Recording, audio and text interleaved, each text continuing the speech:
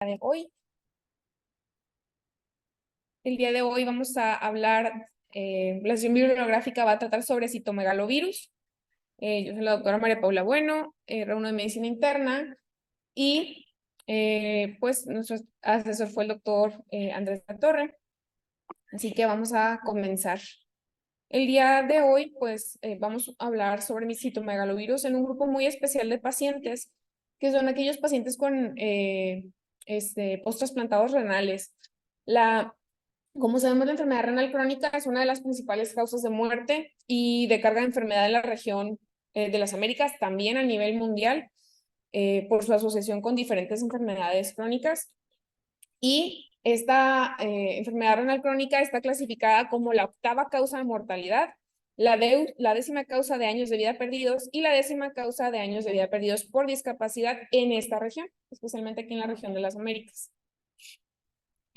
Sabemos que el riesgo de mortalidad por toda causa en pacientes con enfermedad renal crónica es 6 veces mayor en aquellos que están en estadios tardíos de 4 o 5 en comparación a aquellos que están en estadio 1, estadio 2, y pues esto les incrementa pues el riesgo de mortalidad por toda causa, y muchos de ellos como tratamiento van a requerir de tanto diálisis como o trasplante. Sabemos que el trasplante sigue siendo una de las mejores opciones de tratamiento para este grupo de pacientes, pero pues conlleva varias complicaciones asociadas.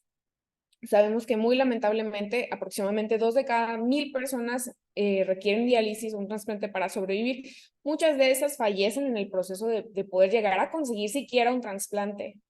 Pero cuando ya lo consiguen, pues vienen todavía más riesgos asociados, entre estos infecciones oportunistas. Sabemos que después de un trasplante renal, la infección y la enfermedad por citomegalovirus se asocia a un mayor riesgo de fracaso del injerto y a un mayor riesgo de muerte. Por lo tanto, las estrategias de prevención de infecciones, de profilaxis, son muy, muy importantes. Especialmente vamos a hablar hoy sobre pues el trasplante renal y la prevención de enfermedad por citomegalovirus, que se utiliza regularmente en este grupo de pacientes. Como nosotros sabemos, el citomegalovirus pues es una infección viral que se vuelve latente tras una infección primaria, pero que se reactiva con frecuencia y causa enfermedad en receptores de trasplante renal en situaciones de inmunosupresión. Este grupo de pacientes necesitan una terapia de inmunosupresión para poder recibir el trasplante y para poder mantener y pues evitar un riesgo de pérdida de este injerto. Entonces sabemos que pues es un grupo que regularmente es afectado por esto. Sabemos que la infección por citomegalovirus es una infección viral que es la más común en pacientes post-trasplantados renales y que se ha asociado a un incremento en el riesgo de rechazo agudo de este injerto. La infección incrementa 1.4 el riesgo de rechazo de este injerto, y la enfermedad por sí misma causa un 2.5 en el riesgo de rechazo de este injerto, y pues esto incrementa a su vez la mortalidad. La infección por sí misma puede incrementar el riesgo de mortalidad en un 2.8%, y en 4.7 pues la enfermedad. Y esto va a llevar un rechazo incluso en los primeros 6 meses post-trasplante, por lo cual es súper, súper importante dar la profilaxis para esta enfermedad.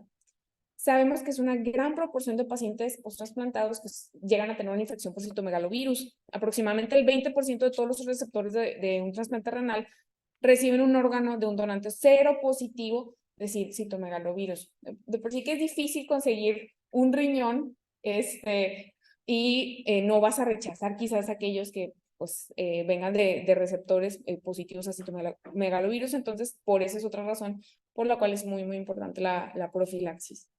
Así que el día de hoy vamos a hablar de este artículo. El artículo se llama Letermovir versus Valganciclovir para la profilaxis de citomegalovirus en receptores de trasplante renal de alto riesgo. Esto fue un ensayo clínico aleatorizado y fue desarrollado, fue antes que nada publicado en el Journal of American Medical Association, el JAMA Network Open, y fue desarrollado por el profesor Ajit Limaye. Él es profesor y está encargado del área de división de alergias y enfermedades infecciosas, y también del programa de enfermedades infecciosas en trasplante de órganos sólidos de la Universidad de Washington. Si gustan acceder para poder ver el artículo y pues seguir la presentación, pueden escanear el código QR que está ahí en la pantalla para que pues podamos juntos ir revisando este artículo. ¿De acuerdo? Así que, bueno, vamos a iniciar. Antes que nada, pues vamos a hablar un poquitito sobre la justificación de este artículo. Este artículo habla un poco sobre la profilaxis para el citomegalovirus en este grupo de pacientes y habla sobre cómo el valganciclovir es la profilaxis estándar para citomegalovirus, pero pues tiene varios efectos adversos, entre estos que está limitado por la mielosupresión, que requiere un ajuste asociado a la tasa filtrada glomerular que tenga el paciente y a una creciente resistencia del citomegalovirus a este fármaco en sí mismo, por lo cual es muy, muy importante disponer de opciones. Eh, por eso se deseó empezar a investigar un poco más sobre otras opciones, entre las cuales este artículo va a revisar sobre el letermovir. El letermovir es un antiviral activo contra citomegalovirus que tiene varias cosas a favor. No tiene mielotoxicidad asociada, no requiere un ajuste de dosis por insuficiencia renal y no está asociado a resistencia cruzada con otros agentes de citomegalovirus, por lo cual suena como que pudiera ser una buena opción en este grupo de pacientes. Y como algunas interacciones que pudiera tener es pues las interacciones farmacológicas, porque pues también trabaja en el citocromo P3450, entonces es algo que también hay que tener en cuenta. Pero pues a comparación del valganciclovir, pues tiene algunas cosas a favor, entre esos que pues no tiene mielotoxicidad asociada, no requiere ajustes por la dosis de insuficiencia renal y pues no está asociado a resistencia cruzada. Entonces, pues esa es la justificación de por qué se realizó este estudio. Y pues vamos a revisar la pregunta de investigación. La pregunta de investigación de este artículo habló sobre la profilaxis con letermovir es no inferior al valganciclovir para la prevención de la enfermedad por citomegalovirus en receptores de trasplante de riñón seronegativos para citomegalovirus de alto riesgo que reciben un órgano de un donante seropositivo para citomegalovirus. Está un poco larga, pero creo que la mayoría de nosotros ya le entendimos, ¿no? Entonces, habla sobre si es no inferior, ¿no? El uso del letermovir. El diseño de este estudio fue un ensayo clínico aleatorizado 1 a 1 en fase 3. Tuvo una intervención, pues un estudio prospectivo y longitudinal, y tuvo pues varios factores. Entre estos tuvo un control activo, fue doble ciego y tuvo una doble simulación, no fue un double dummy. Y se valoró más que nada la no inferioridad con un margen del 10%. Entonces, cuando nosotros hablamos de un control activo, pues es un estudio, un ensayo clínico que se utiliza para comparar la eficacia y la seguridad de un nuevo tratamiento experimental. Entonces, estos participantes del grupo de control reciben el tratamiento estándar, que ya regularmente está en uso y que se considera ya eficaz, y como referencia se compara el tratamiento experimental, ¿no? Y pues se ve si los resultados van a ser similares o mejores que el tratamiento estándar. Y pues el doble ciego, ya ustedes saben, nosotros conocemos que el cegar en un diseño de un estudio nos ayuda a minimizar el sesgo y a garantizar la objetividad de los resultados del estudio. Y el double dummy o la doble simulación nos ayuda a comparar tratamientos, fármacos en los que es muy difícil crear un placebo que vaya a imitar la apariencia o sabor u otras características del tratamiento activo. Entonces, los participantes de cada grupo van a recibir dos tipos diferentes de tratamientos. Van a recibir el tratamiento activo y van a recibir, además de eso, un placebo del otro grupo de tratamiento que se está intentando comparar, para que pueda estar bien enmascarado y pues eso nos ayude también a evitar el sesgo en un tipo de estos estudios, ¿no? Y pues en este estudio se evalúa la no inferioridad, y ahorita vamos a hablar un poquito de ello como un paréntesis. Se sabe que pues un ensayo clínico de no inferioridad es un tipo de estudio de investigación clínica que está diseñado para determinar si un nuevo tratamiento de intervención pues no es peor por un margen predefinido a un tratamiento estándar preestablecido, que en este caso pues, es la profilaxis con valganciclovir para la infección por citomegalovirus. Entonces, en otras palabras, el objetivo va a ser demostrar que el nuevo tratamiento pues, es al menos tan eficaz como el tratamiento estándar. En este caso, pues, el uso del letermovir. Muy bien. A lo que llevamos, hemos revisado la pregunta del estudio, del grupo que se está intentando manejar y pues de las variables que conocemos al momento. ¿Ustedes consideran que el diseño del estudio es adecuado? Sí. Sí. Sí. No sé si alguien de los participantes que están en otros hospitales tenga alguna otra opinión. Pues no, creo que la mayoría de nosotros sabemos que pues este es el tipo de estudio para intentar indagar y responder a esta pregunta de investigación. Vamos a revisar un poco sobre los criterios de inclusión y los criterios de exclusión que se utilizaron para pues resolver en este estudio. Como criterios de inclusión se invitaron a participantes que fueran mayores de 18 años, que fueran hombres y mujeres, pero pues hablando de las mujeres, muy específicamente que fueran mujeres ya sea que no estuvieran en edad fértil o si estaban en edad fértil, que se comprometieran a seguir los lineamientos de anticoncepción para como parte de y pues que firmaran un consentimiento al respecto, que fueran seronegativos, o sea, documentados para citomegalovirus 180 días previos a la aleatorización, que anticiparan recibir un aloinjerto renal de un donante, ahí me equivoqué, ves menos de citomegalovirus seropositivo, donante seropositivo al momento de la selección y que lo pudieran recibir antes de que se aleatorizaran, si no iban a poder participar del estudio. Y estar entre los primeros 7 días post-trasplante al momento de la aleatorización. Esos fueron los criterios de inclusión básico, ¿no? Entonces, y como criterios de exclusión, pues que hayan recibido previamente un trasplante de células madre hematopoyéticas de órgano sólido o multiórgano o doble riñón previamente. Además de eso, como criterios de exclusión, que pues, se tuviera la sospecha de enfermedad por citomegalovirus dentro de los 6 meses previos a la aleatorización y pues ya no se iba a poder hacer la profilaxis. Y además de eso, pues una historia de enfermedad por citomegalovirus o sospecha de enfermedad dentro de los 6 meses previos a la aleatorización y pues una recepción de agentes antiциtomegalovirus previo a la aleatorización. Entonces, estos fueron tanto los criterios de inclusión y de exclusión y vamos a revisar un poquitito sobre pues, este diagrama de flujo que habla sobre los participantes del estudio, ¿no? Del letermovir versus valganciclovir para esta profilaxis, ¿no? Entonces, nosotros podemos notar aquí que tenemos, se tamizaron 693 pacientes o participantes. ¿Sí alcanzan a ver? Se anticiparon a participar 693 participantes que se anticipaban que iban a recibir un trasplante renal de un donador seropositivo, de los cuales de este número total se excluyeron 92 por diferentes motivos. Los principales fueron porque estaban recibiendo la diálisis, o sea, estaban recibiendo este tratamiento, plasmaféresis, tenían una tasa de filtrado menos de 10, que pues con eso no les iban a poder dar el valganciclovir.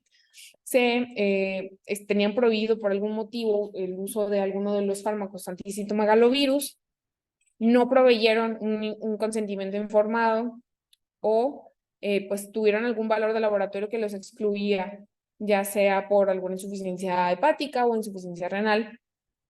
Y otros pues se presentaron más de 7 días después de la aleatorización y pues no pudieron entrar en este grupo y pues otros recibieron trasplante pero no de un donador positivo para citomegalovirus, entre pues otras causas que pues llevaron a que el 92%, perdón, 92 pacientes de estos 693 fueran excluidos. Entonces quedaron ya para aleatorizarse 601 participantes, que pues se dividieron y se aleatorizaron en dos grupos, uno para recibir la profilaxis con letermovir y otro para recibir la profilaxis con valganciclovir, ¿sí?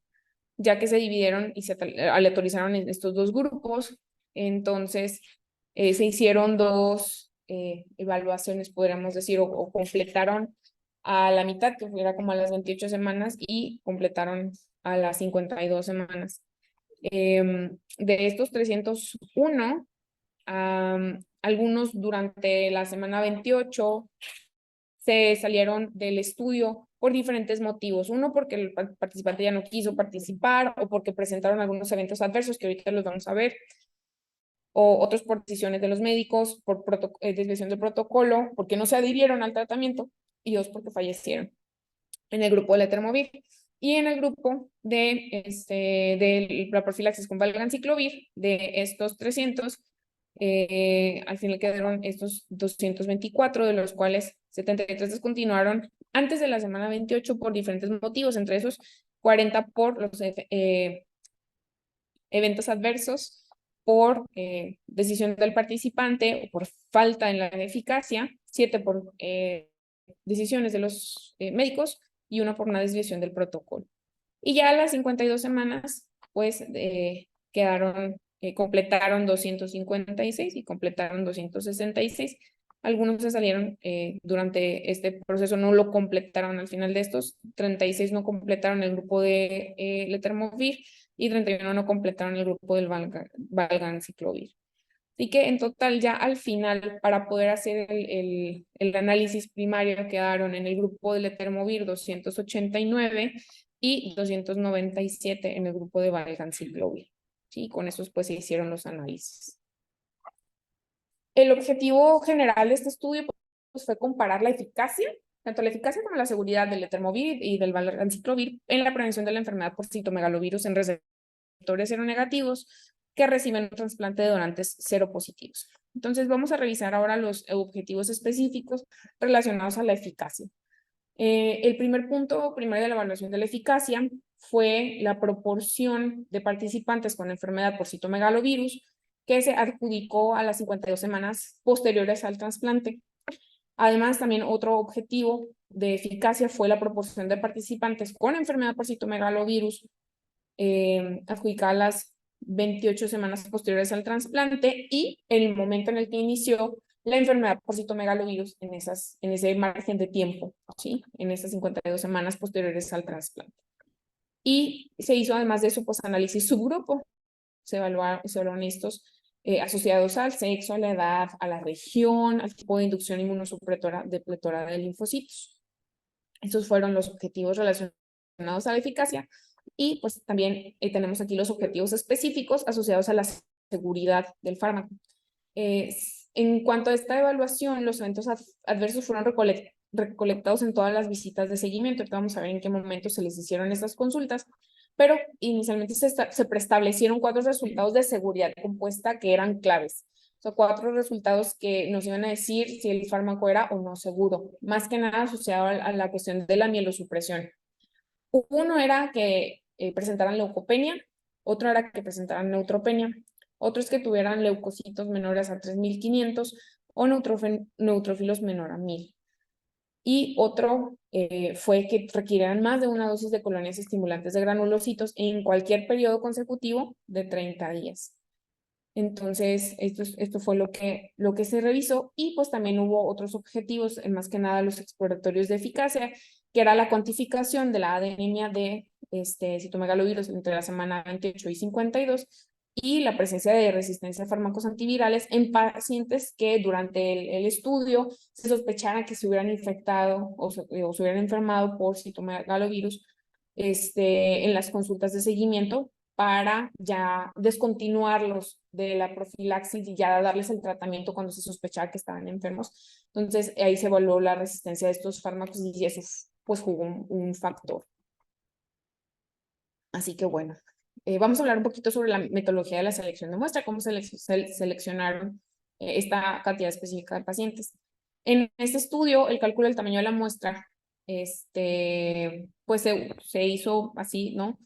Es un método, sabemos que es un método estadístico que se utiliza para determinar el número de participantes necesarios en un estudio para alcanzar cierto nivel de potencia estadística, ¿no? Entonces, en ese estudio, el cálculo del tamaño de la muestra se realizó para determinar el número de participantes pues, necesario para demostrar que el etermovir no era inferior al valganciclovir en la prevención de la enfermedad por citomegalovirus. Y pues esta proporción real supuesta de participantes con citomegalovirus de ambos grupos se estaba esperando que fuera de 1.17 en ambos grupos, ¿no? Lo que significaba que pues esperaba que alrededor de un 17% de los participantes de ambos grupos llegaran a contraer la enfermedad por citomegalovirus. Entonces, pues en base a esto se hizo el cálculo y se decidió que el tamaño de la muestra fuera de alrededor de 600 participantes, que como vimos inicialmente, pues así fue, y se eligió partiendo el número de que este número alcanzaría un 90% de la potencia necesaria para detectar una diferencia entre ambos grupos con un nivel alfa global bilateral de un 5%. Entonces, así es como se hizo la selección de esta muestra.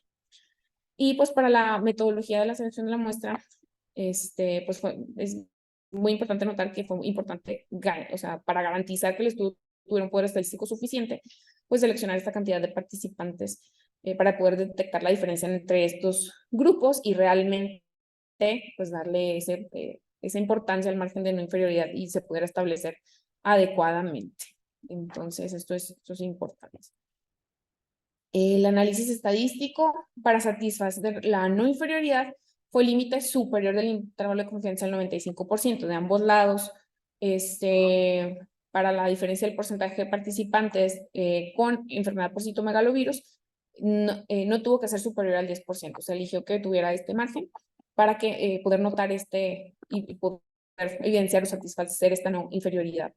Y se utilizó también pues, un enfoque de falla observada para los datos faltantes. Como notamos, pues hay varios participantes que se salieron en el estudio, pero no se consideraron estos participantes como que descontinuaron prematuramente como fallas para pues no sesgar parte de los resultados. Además de eso, el análisis de subgrupos para el resultado primario y el análisis de sensibilidad preespecífico para el resultado primario y el resultado secundario hasta la semana 28 se analizaron de manera similar. Y además de eso se hizo un análisis de punto de inflexión post-hoc para evaluar el efecto potencial de los datos faltantes en el resultado primario. Pues bueno, vamos a hablar un poco de la intervención. La intervención fue la siguiente. 480 miligramos vía oral más 400 miligramos de ciclovir cada 12 horas más placebo de valganciclovir. Se explica un poquito por qué. Ya vimos que el etermovir pues, se está utilizando para la profilaxis de citomegalovirus, pero además de esto, este grupo de pacientes también necesita recibir una profilaxis para virus de herpes simple y además de esto, virus de varicela zoster.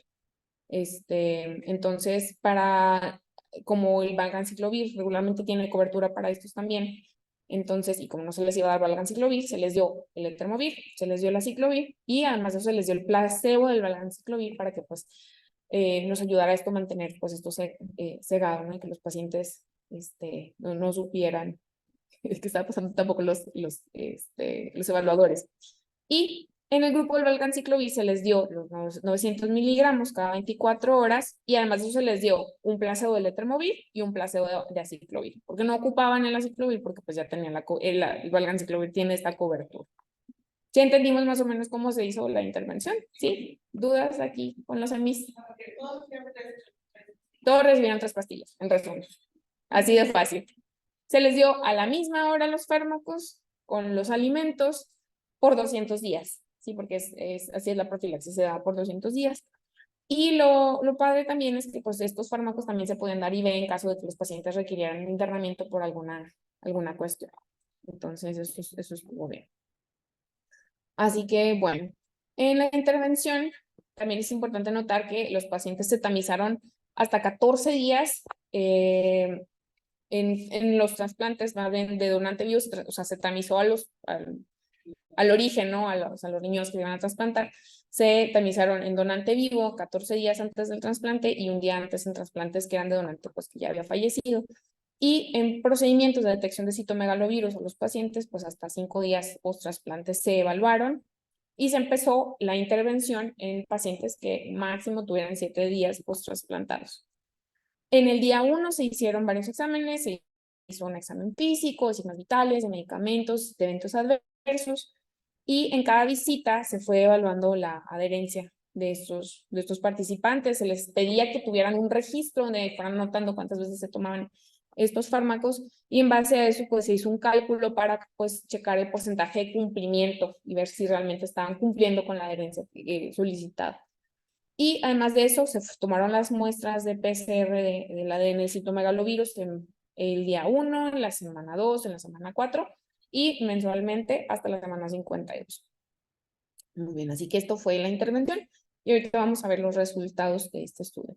Entonces, como nosotros podemos notar aquí en la tabla 1, vamos a hablar un poquito sobre las características basales de los participantes en el ensayo de este estudio después del trasplante, ¿no? Entonces podemos notar aquí que tenemos el grupo del Letermovir, el grupo del Valganciclovir. Tenemos además de eso, pues la edad, cómo se fue evaluando. Se vio que la mediana en el grupo del Letermovir fue de 52 años y del Valganciclovir de 51 años. Se vio que la mayor proporción, el mayor grupo de pacientes en el grupo del Letermovir fue de 51 a 64 años y en el grupo de Valganciclovir fue de 51 a 64 años también. La mayor cantidad de pacientes evaluados en el grupo tanto de Letermovir como de Valganciclovir fueron hombres más que mujeres y la mayoría fueron pues de raza blanca, fueron hombres blancos, que fue alrededor del 86% en el grupo de Letermovir y de 81% en el grupo de Valganciclovir. El grupo de latinos o hispanos no fue el menor, fue el siguiente. Vimos que fue de 18.5% en el grupo de Letermovir y de 14% en el grupo de Valganciclovir. Y pues también se evaluaron un poquito las razones o los motivos por los cuales los participantes requirieron un trasplante. La mayor cantidad o la mayor proporción de los pacientes, más que nada el grupo del Letermovir, fue que lo requirieron por una enfermedad quística renal congénita, y en el grupo del Valganciclovir por hipertensión arterial. Pero pues hay muchísimos otros motivos, estos son los principales, de ahí siguió pues nefropatía diabética, glomerulonefritis, nefropatía por IgA, entre otros. Y también se puso aquí el porcentaje de pacientes que requirieron una inducción inmunosupresora con una terapia de depletora de linfocitos, que se vio que el 45% de los pacientes con Letermovir y el 46.5% de los que estaban usando la profilaxis con Valganciclovir requirieron de este tipo de terapia. Y en la mayor proporción, los pacientes recibieron riñones de donantes que ya habían fallecido, más que de donantes vivos no relacionados y relacionados. Fue la menor proporción. Entonces, y ahorita vamos a ver en la tabla, en la figura número 2, entonces ahora sí los resultados primarios de este estudio, de los resultados primarios. Podemos notar que de estos 289 pacientes del grupo de Letermovir, 30 tuvieron como resultado primario pues una enfermedad por citomegalovirus. Y en el grupo de Valganciclovir, de los 297, 35 tuvieron esta enfermedad. Y si lo ponemos en porcentaje, son el 10.4% y del Valganciclovir el 11.8%, pues que hace una diferencia de menos 0.4. Y pues que entran todavía dentro de este margen de no inferioridad que se estableció en el 10%.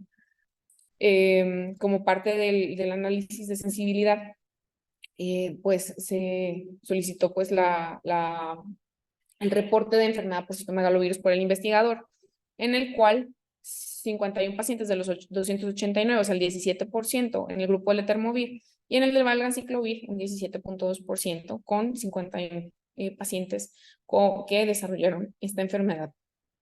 Y en el análisis de subgrupos se vio pues que los pacientes que tuvieron una mayor proporción de enfermedad por citomegalovirus en el grupo Letermovir pues fueron hombres con un 11.9% y en el grupo de Valganciclovir fue de un 11.5%. Fueron hombres pero fue mayor en mujeres. Si notamos, es un 12.5%. En cuestión a la edad, tuvieron mayor infección aquellos, fíjense que en el caso de Letermovir, en el caso de aquellos que son menos de 65 años, tuvieron una mayor proporción de infección aquellos que tuvieron el profilaxis con Letermovir, y mayores de 65 años aquellos que tuvieron la profilaxis con valganciclovir. Y en cuestión a raza, pues como nosotros notamos, hubo una mayor proporción de enfermedad por citomegalovirus en aquellos de raza blanca que no blanca, en aquellos que se fueron tratados con Letermovir, y un poco mayor en aquellos que fueron tratados con valganciclovir. ¿Sí? Así que, como creo que no lo había mencionado antes, pero este estudio se hizo no solamente en los Estados Unidos, se hizo en otros sitios, fueron 94 sitios diferentes. Entonces, se notó que aquellos que tuvieron un mayor pues, desarrollo hacia la enfermedad por citomegalovirus fueron aquellos que fueron tratados pues, en los Estados Unidos con un 12.7% y un 13.8%, ya sea, no, sin importar si habían sido tratados con letermovir o valganciclovir, ¿sí? Y tuvieron aún así un mayor desarrollo pues, de enfermedad, aquellos que tuvieron una terapia de inducción a inmunosupresión con depleción de linfocitos, porque pues obviamente iban a disminuir o iban a estar inmunosuprimidos. Y pues en todos estos resultados notamos que pues se cumplió este rango de no inferioridad, lo cual era pues, lo que estábamos buscando.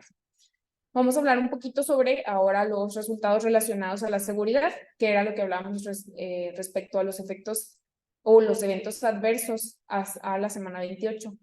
Aquí hay... ¿Te podrías regresar tantito, porfa, a la otra tabla?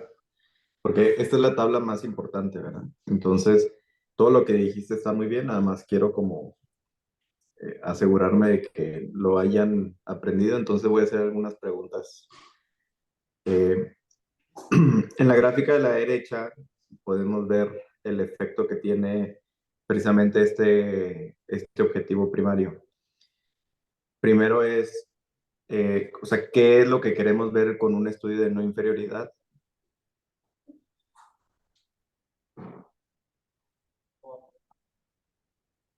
Un momento. Pues como había comentado la doctora ahorita María Paula al inicio de la plática, cuando estamos en prioridad queremos demostrar que el tratamiento que nosotros estamos proponiendo es al menos estándar que estamos utilizando ahorita. Entonces lo que quería probar este estudio es que el utilizar este medicamento Letermovir era al menos tan bueno el estándar actualmente. Ok, y por ejemplo, si se fijan en esta tabla, nosotros no vemos un valor de P como en otros artículos. ¿Cómo sabemos que, que realmente es no inferior? O sea, esta gráfica, ¿dónde lo está mostrando? O esta tabla. Podría ser, doctor, dice primaria en la línea para la no inferioridad. La línea no se va por medicamento, es la no inferioridad. Y también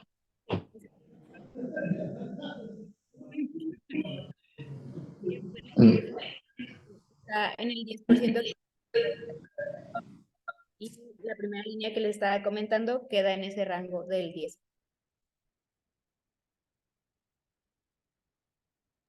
No sé si nada más fui yo, pero no escuché muy bien, pero creo que sí estaban diciendo algo del 10, ¿verdad? O sea, el chiste es que no, el evento con letermovir no sea 10% más que los eventos de valganciclovir. Por eso tienen esa gráfica ahí donde está un 0, que significaría que no hay ninguna diferencia entre un grupo y el otro. Y el 10 positivo a la derecha significaría que si está después del 10, pues tiene 10% más eventos el letermovir que el valganciclovir. Por lo tanto, el valganciclovir sería favorable. Por eso arriba dice a la derecha favorece valganciclovir, a la izquierda favorece el letermovir. Entonces, en donde podemos ver que este resultado es no inferior, es precisamente porque esta caja y bigotes, o sea, la caja es el punto sólido que vemos en cada una de las variables y los bigotes es esa línea horizontal con pequeñas líneas verticales a los extremos que representa el intervalo de confianza, que también nos lo está dando la tercera columna de la gráfica. La caja es el -1.4 en ese caso y los extremos de los bigotes es -6.5 a 3.8. Si el de la derecha, o sea, en ese caso el 3.8, fuera mayor que el 10, significaría que entonces bueno, ahí la siguiente pregunta sería, ¿cómo concluirían eso? Si es un estudio de no inferioridad y si ese bigote hubiera rebasado el 10, ¿qué concluiríamos? Pues ahí no se puede concluir que sea favorable uno al otro, porque al final del día el diseño del estudio y el cálculo también de muestra fue determinado para el no ser inferior, no para una diferencia ya sea positiva o negativa, o inclusive un estudio de superioridad. Entonces, como tal, se podría determinar que existe una diferencia, pero no podríamos decir que es superior por el diseño de estudio y el cálculo de la muestra. Sí, todo lo que dijiste es correcto, pero ¿cómo lo diríamos entonces? Pues estableceríamos que no es inferior. Exactamente. Tendríamos que decir que es no inferior, ¿verdad? No podemos decir que es inferior, nada más podemos decir que es no inferior. Suena un poco extraño, pero así es. Entonces, pues esta gráfica, como ya lo explicaron, o sea, como el intervalo de confianza de la derecha no atraviesa ningún 10, entonces prácticamente es no inferior y en el análisis de subgrupos lo que hacen es evaluar el mismo objetivo primario, pero en estos grupos, o sea, en hombres sí hubo alguna diferencia, en mujeres hubo alguna diferencia, en menores de 65, etcétera, etcétera. Y por eso al menos ya sabemos que es no inferior al no haber cruzado este número del 10, que lo ponen ellos en la metodología, ¿verdad? Y no es que ellos se hayan sacado de la manga que debe ser un 10. Eso lo pone la FDA dependiendo del medicamento que se va a investigar, pone los límites que se deben de tener al momento de hacer un estudio de no inferioridad. Muy bien, pueden continuar, gracias. Gracias. Muchas gracias. Bueno, vamos a revisar un poco sobre los resultados relacionados a la seguridad. Como hablábamos, están pues determinados por los eventos adversos, tanto a las 28 como a las 52 semanas. En esta tabla vamos a poder hablar un poco sobre los eventos adversos a las 28 semanas en esta población. Aquí un resumen sobre pues, los eventos adversos, entre los cuales pues aquí nos habla sobre más de un evento adverso. Sabemos que del grupo total de los 292 participantes que se les administró el Etermovir como profilaxis, 271 presentaron al menos un evento adverso, que es alrededor del 92%, y en aquellos que se les administró Valganciclovir, al menos de los 297, 276 presentaron al menos un evento adverso que pues representa el 92.99%, con una diferencia entre ambos grupos de 0.1, ¿sí? De menos 0.1. Y pues de los eventos adversos serios, de los 292 que fueron tratados con la Etermovir, 106 presentaron un evento adverso serio, que es alrededor del 36.3%, y de Valganciclovir, 113 de los 297, que equivale a un 38% con una diferencia de 1.7. Aquellos eventos que fueron relacionados a los fármacos fueron alrededor de un 19.9% y de un 35% en 19.9% en el Etermovir, que pues es como nos damos cuenta, pues es menor que en el Valganciclovir, con una diferencia de menos 15.2%. De ambos grupos, pues como uno de los eventos adversos también se encontró la muerte, con un 0.7% de los participantes en el grupo Letermovir y 0.3% pues de los participantes de Valganciclovir, ¿no? Por la diferencia en el número de ambos grupos. Y notamos que hubo más descontinuación del fármaco debido a los eventos adversos en el grupo que fue tratado con valganciclovir, de los cuales pues el 13.5% dejó debido a estos eventos adversos, y en el etermovir solamente el 4.1%, pues es una diferencia del 9%. Y otros pues descontinuaron ya sea por los eventos serios o por algunos relacionados a los fármacos, ¿sí? O por pues eventos adversos serios relacionados a los fármacos, que como podemos notar, la mayor parte fue pues relacionada al grupo del valganciclovir, con una mayor diferencia entre estos. Aquí lo podemos notar. ¿Sí? Esto es de la mayor parte, y aquí tenemos pues de aquellos eventos adversos que ocurrieron en más del 10% de los participantes, entre los cuales el más común fue diarrea, ¿sí? Diarrea se presentó más que nada el etermovir, y también se presentó algo de temblor, infecciones de vías urinarias. Por ejemplo, aquí en esta infección de vías urinarias pues un poquito mayor en el grupo del valganciclovir. Se presentó también edema periférico, hipomagnesemia, leucopenia, hipertensión, que pues se fueron presentando pues diferencias, ¿no? Por ejemplo, en el de leucopenia, que era, como notamos, uno de los principales marcadores, podemos decir que de seguridad, presentó un 37% de los pacientes en el grupo de valganciclovir a comparación de un 11% en el grupo del etermovir, lo cual pues nos indica que se presentó más eventos de leucopenia en este grupo de pacientes. Además de ello, podemos notar pues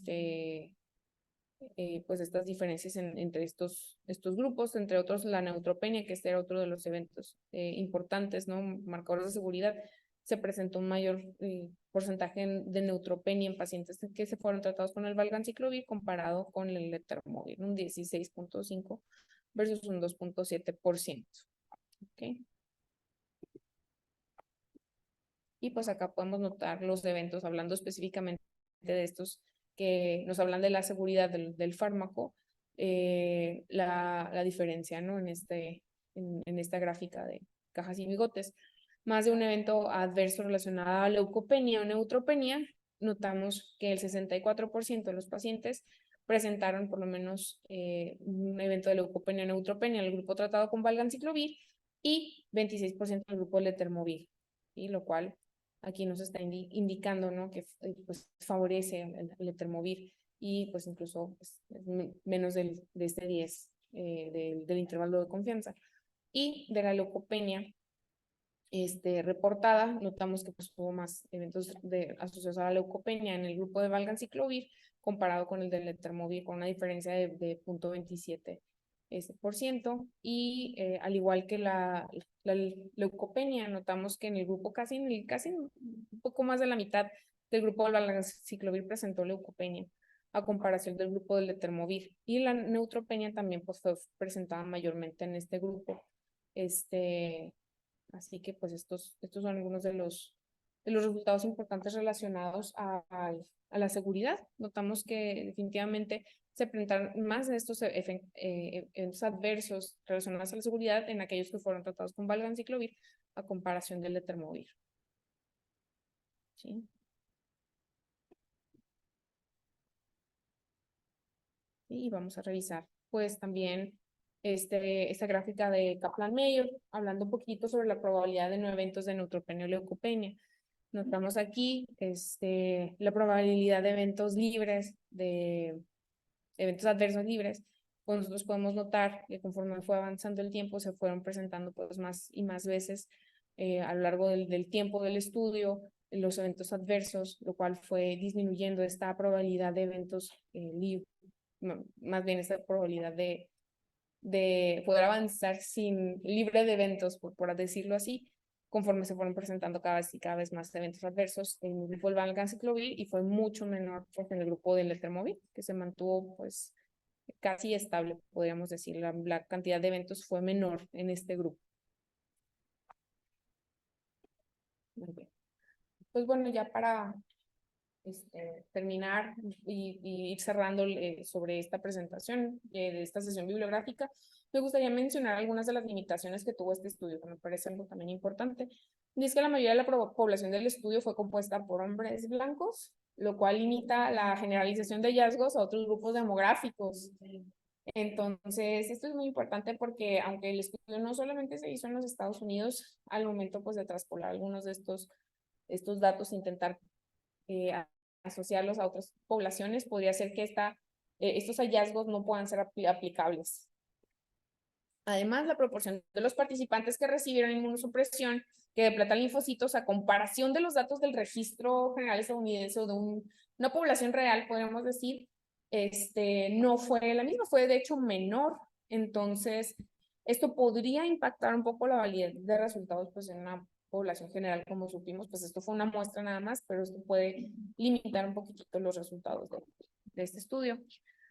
Como parte de la evaluación de la mielotoxicidad, pues no se evaluó la anemia y trombocitopenia, si se dieron cuenta nada más se evaluó pues la leucopenia, neutropenia, pero no se evaluó esto como parte de un resultado, y sabemos que el valganciclovir también puede provocar estos eventos adversos. No se valoran resultados a largo plazo, que pues esto pues es un área de oportunidad también, ¿no? Como para otro estudio, evaluar los resultados a largo plazo, y no se analizaron los costos. Si nosotros nos ponemos a buscar, el etermovir pues sí es significativamente más carito que el valganciclovir. Estaba checando y pues una cajita termina saliendo como en 8,000 pesos, y el valganciclovir me parece que es un poco más barato. Pero bueno, ya para concluir, ya sabemos, el etermovir no es inferior al valganciclovir para la prevención de la enfermedad por citomegalovirus en receptores seronegativos de citomegalovirus de alto riesgo que recibieron un órgano donante de un donante seropositivo a citomegalovirus. La eficacia fue comparable al valganciclovir en 52 semanas como tratamiento profiláctico. Tuvieron menores tasas de leucopenia y neutropenia en el grupo del etermovir y no hubo un desarrollo de resistencia. Además de eso, en otros resultados se notó una menor tasa de anemia por citomegalovirus en aquellos que fueron tratados profilácticamente con letermovir y tuvieron menos efectos adversos farmacológicos y menos tasas de descontinuación de profilaxis, lo cual es muy importante en este grupo de pacientes porque pues nos va a disminuir el riesgo del desarrollo de la enfermedad por citomegalovirus. Así que podríamos concluir que el letermovir es una alternativa efectiva, segura como profilaxis de citomegalovirus en receptores de trasplante renal de alto riesgo. Así que, pues bueno, eso sería todo. No sé si hay alguna duda, alguna pregunta.